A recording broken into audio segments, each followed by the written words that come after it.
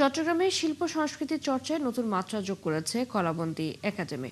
নগরীর জেলা শিল্পকলা একাডেমি আর্ট গ্যালারিতে শুরু হয়েছে 3 দিনব্যাপী অষ্টম যৌথ শিল্পকলা প্রদর্শনী। সোমবার প্রদীপ প্রজ্বলনের মধ্য দিয়ে উদ্বোধন হওয়া এই আয়োজনে অংশ নিয়েছেন 62 জন উদীয়মান শিল্পী। কিশোর ও তরুণ শিল্পীদের সৃজনশীলতা তুলে ধরতে এই আয়োজন জানান আয়োজকরা।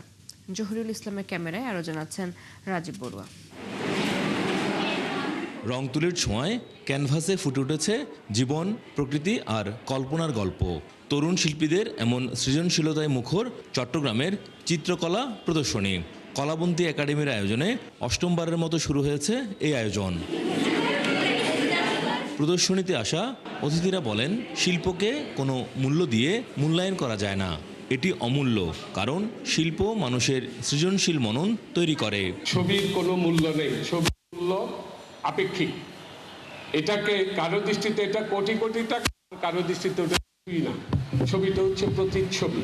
রং তুলি দিয়ে জীবনের আনন্দ উদযাপন করেন চারুকলার শিক্ষক অলোক রায়। তাই শিক্ষার্থীদের জন্য উপযুক্ত পরিবেশ তৈরি করার কথা বলেন তিনি। এখন যদি বলা হয় যে আজকে থেকে পৃথিবীতে কোনো রং থাকবে না, তাহলে কি ভাবা যায় যে পৃথিবীটা কেমন বাসার যোগ্য হয়ে উঠবে?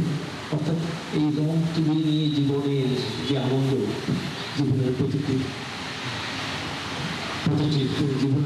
ক্ষেত্রে তাকে আমরা যেন উদযাপন করি। প্রদর্শনীতে অংশ নেওয়া শিক্ষার্থীরা জানান, অ্যাক্রিলিক ও প্যাস্টেল রঙে প্রকৃতি ও জীবনের নানা রঙিন চিত্র ক্যানভাসে ফুটিয়ে তুলেছেন তারা। মেইন আকর্ষণ যেটা ছিল সেটা হচ্ছে আমাদের পোর্ট্রেট। আমরা পোর্ট্রেটের কাজ দিয়েছি, যেটা আমরা অ্যাক্রিলিক রং দিয়ে করেছি। একটা গ্রামের সিনারি দেখি, ওটা আমার ভালো লাগে। ওটা দেখে আমি চেষ্টা করি যে কি এটা আমি একটু আমার খাতার মধ্যে বা ক্যানভাসের মধ্যে তুলে ধরার চেষ্টা করি। আমি কখনো ভাবতেই পাইনি যে আমি আজকে এত সুন্দর আর্ট এক্সিবিশন হচ্ছে পার্টিসিপেট করতে পারবো।